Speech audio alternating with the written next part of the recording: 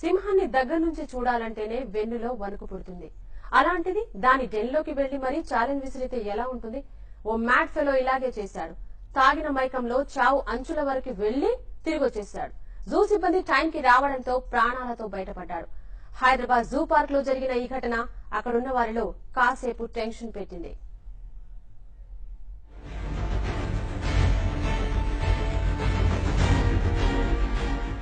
Hyderabad Nehru zoological park ఆదివారం కావడంతో సందర్శకులతో కిటకిటలాడుతోంది.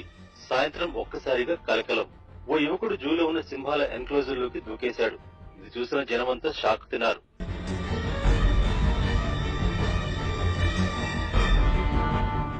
మద్యం మత్తులో ఉన్న ముఖేష్ ఏకంగా సింహాల దగ్గరికే వెళ్లాడు.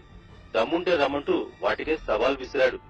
దగ్గరకొస్తున్నా ఏమాత్రం బెదరలేదు. ఇదంతా చూస్తున్న జనం భయపడిపోయారు.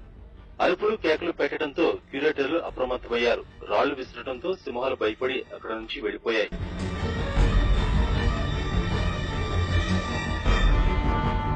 సింహాలు వెళ్లిపోవడంతో ముఖేష్ తాపీగా నీళ్లలో ఈత కొడుతూ వెనక్కి వచ్చాడు. ఆ తర్వాత తాళ్ల సాయంతో అతన్ని జూ సిబ్బంది బయటకు తీశారు. ముఖేష్ ప్రాణాలతో బయటపడటంతో అంతా ఊపిరి పీల్చుకున్నారు.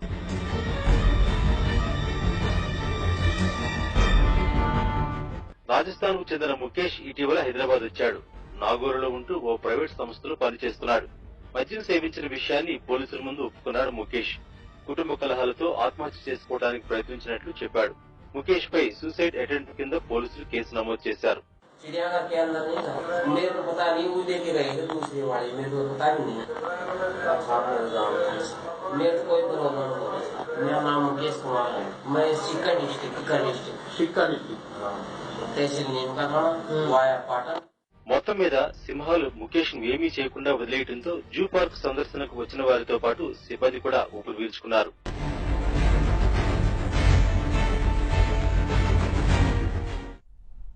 సరదాగా జంతువులను చూద్దామనుకుని జూకి వెళ్లిన వారు మృత్యువాత పడుతున్నారు. కొందరు ఆకతాయిలు కావాలని ప్రాణాల మీదకు తెచ్చుకుంటుంటే జూ సిబ్బంది నిర్లక్ష్యం కూడా ప్రమాదాలకు కారణమవుతోంది. వన్య ప్రాణులను ఆర్థిక వనరుగా భావిస్తోన్న హైదరాబాద్ నెహ్రూ జంతు ప్రదర్శనశాల యంత్రాంగం సందర్శకుల ప్రాణాలతో చెలగాటమాడుతుంది అనే ఆరోపణలు కూడా వెల్లువెత్తుతున్నాయి. 2 నెలల నుంచి వరుస ప్రమాదాలు చోటు చేసుకుంటున్న అధికారులు నిర్లక్ష్యపు ధోరణి వీడటం లేదని సందర్శకులు ఆరోపిస్తున్నారు.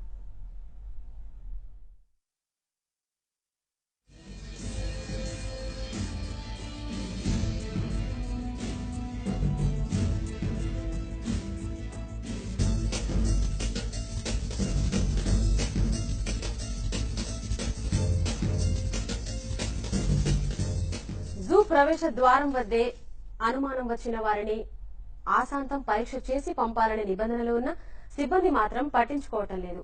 బాంబుల వంటి ప్రమాదకర వస్తువులను లోనికి తీసుకెళ్లకుండా పసిగట్టే మెటల్ డిటెక్టర్ యంత్రాలు కూడా పనిచేస్తున్నాయో లేదో పరీక్షించే నాదులే కరువయ్యారు. వచ్చిన వారిని వచ్చినట్లు తూతూ మంత్రంగా తనిఖీలు చేసి లోనికి పంపించేస్తున్నారు.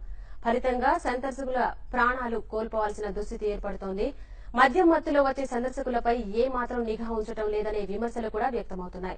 తాగిన మైకంలో ఉన్న ఆకతాయిలను జూలోకి అనుమతించడం, వాళ్లు విధ్వంసం సృష్టించడం జూలో సాధారణమైపోయింది. ఉన్నతాధికారులు సెక్యూరిటీ సిబ్బందిపై పర్యవేక్షణ ఉంచకపోవడం వల్లే ఈ తరహా ఘటనలు పునరావృతమవుతున్నాయి.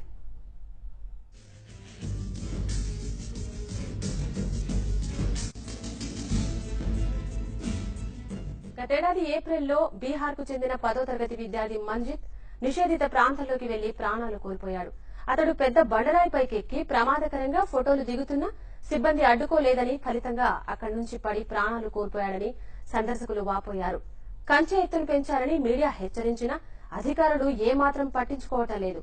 ఫారెస్ట్ రేంజ్ అధికారి నిర్లక్ష్యంతో ఆగస్టు 18, 2015న 6 అడుగుల కదంబ అనే బెంగాల్ పులి బోన్ నుంచి బయటకు తప్పించుకుని సందర్శకులకు దడ పుట్టించింది.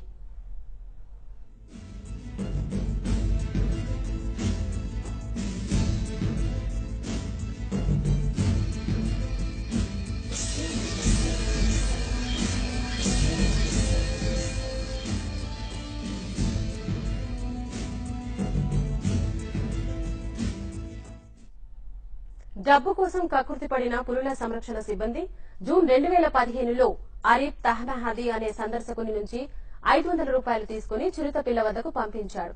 హీరోయిజం ప్రదర్శించాలనుకున్న ఆ యువకుడు చిరుత చెవి మెలేసి జైలు పాలయ్యాడు. సాఖి అనే పులిపిల్లని 2000లో అడ్డదారిలో జూలోకి ప్రవేశించిన దుండగులు దారుణంగా హత్య చేయడం అప్పట్లో సంచలనం కలిగించింది. ఇటీవల 120 ఏళ్ల వృద్ధ తాబేలుపై ఫజల్ అనే యువకుడు నిలబడి ఫోటోలు దిగటం వంటి అపశృతులు జూలో సిబ్బంది నిర్లక్ష్యానికి పరాకాష్ఠగా నిలుస్తున్నాయి.